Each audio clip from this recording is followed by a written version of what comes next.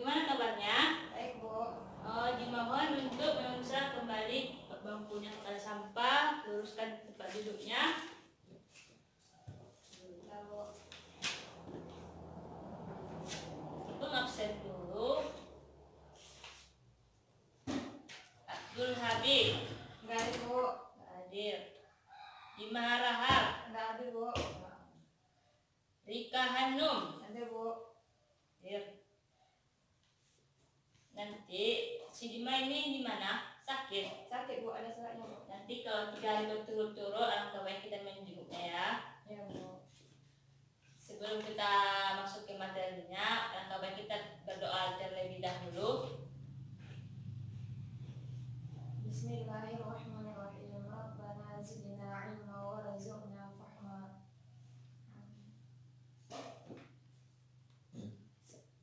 Minggu lalu Ibu menyampaikan agar mengulas materi-materi sebelumnya. Apakah ada yang mengulas? Diulas, Bu. Mengulas. Coba jika mengulasnya kembali materi sebelumnya. Materi sebelumnya itu tentang jaringan komputer. Yang pertama definisinya. Jaringan komputer merupakan hubungan antara dua komputer atau lebih yang terhubung dengan media transmisi kabel atau tanpa kabel. Yang kedua itu manfaatnya. Manfaatnya diantara yang pertama yaitu jaringan komputer dapat sharing data research data.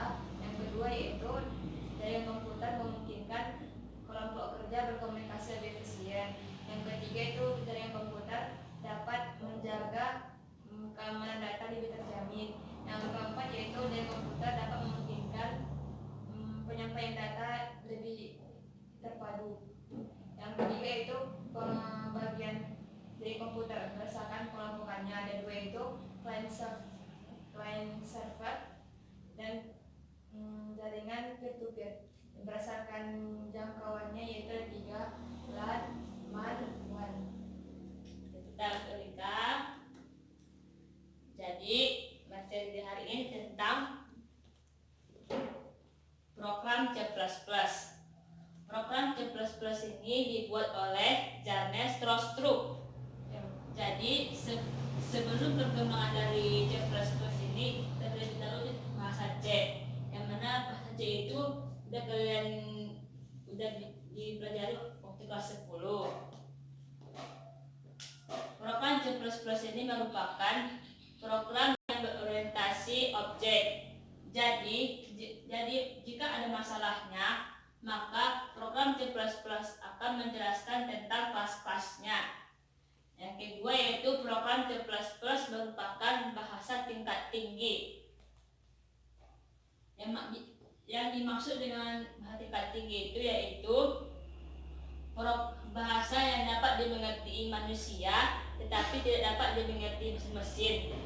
Jadi agar dapat dimengerti mesin, maka diperlukan jenis penerjemah yaitu kompiler. Kompilerlah yang akan memperjemah bahasa mesinnya. Kompiler ini yaitu jenis penerjemah yang menjadikan keseluruhan kode program. Kompiler ini yang akan menerjemahkan C++ sehingga dapat dimengerti mesin. Yang ketiga ini tentang proses kompilasi pada C++.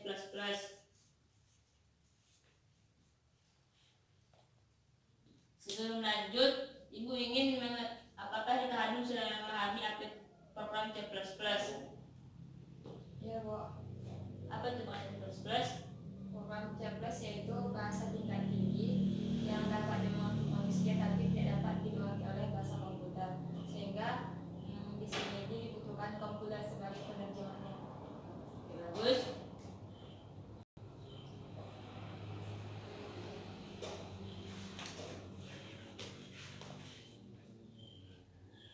Ibu menggambar dulu.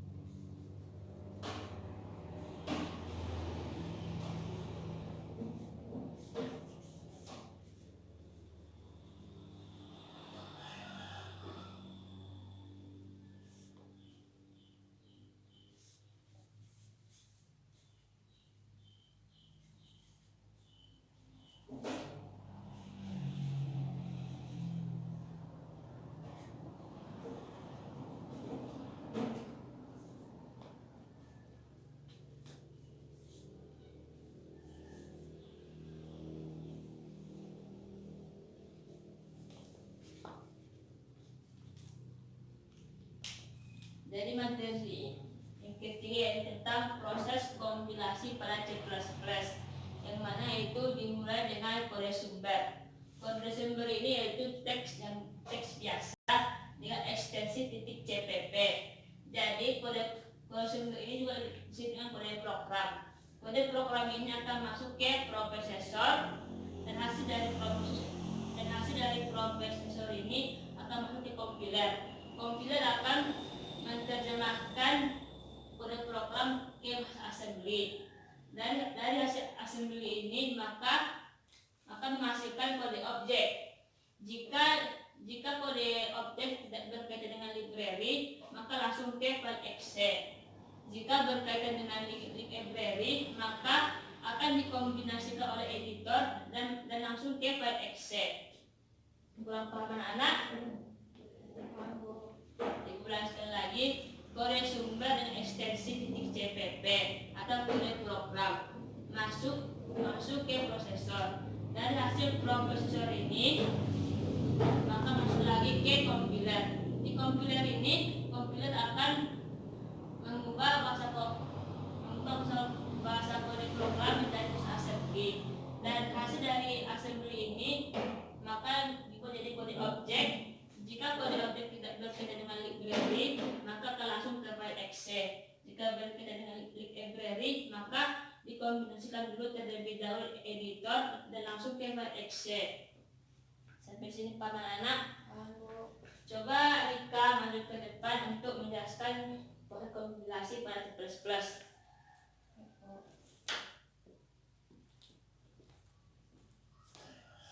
Proses kompilasi pada C++. Yang pertama itu diawali dengan dari kode sumber dengan ekstensi CPP, di mana di sini akan masukkan prosesor. Di sini prosesor masuk ke kompiler. Kompiler ini bertugas untuk mengubah bahasa kode sumber atau kode program menjadi bahasa assembly. Jika bahasa assembly sini tidak berkaitan dengan library, maka langsung ke file exe. Jika berkaitan maka akan diedit oleh editor, kemudian masuk ke file exe. Bagus.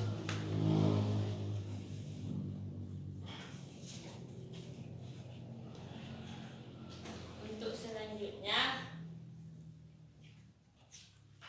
coba Rika ulas kan kalian waktu kelas 10 dalam bahasa C.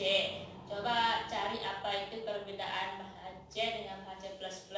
Tugas Nambu. Tugas di rumah. Sekarang bisa nengok HP. Cukup 2 aja, kan sudah dipelajari.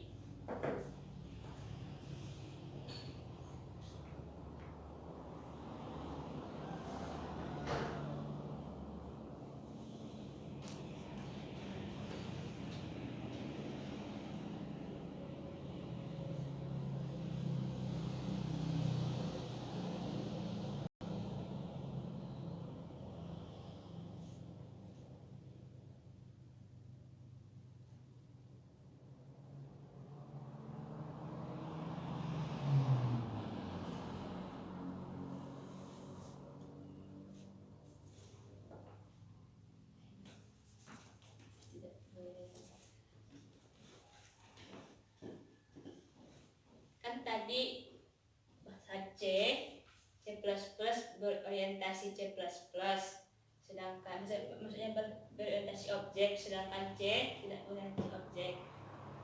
Yang kedua, C++ lebih mudah digunakan daripada C. Jadi juga itu udah menerangkan. Coba kita ulangi. Saya akan mengulangi tentang tadi. Jadi perbedaan program C dengan C++. Yang pertama, program C++ berorientasi objek, sedangkan program C tidak berorientasi objek. Yang kedua yaitu program C++ lebih mudah digunakan, sedangkan untuk program C sulit digunakan. Itulah materi kita tentang hari ini.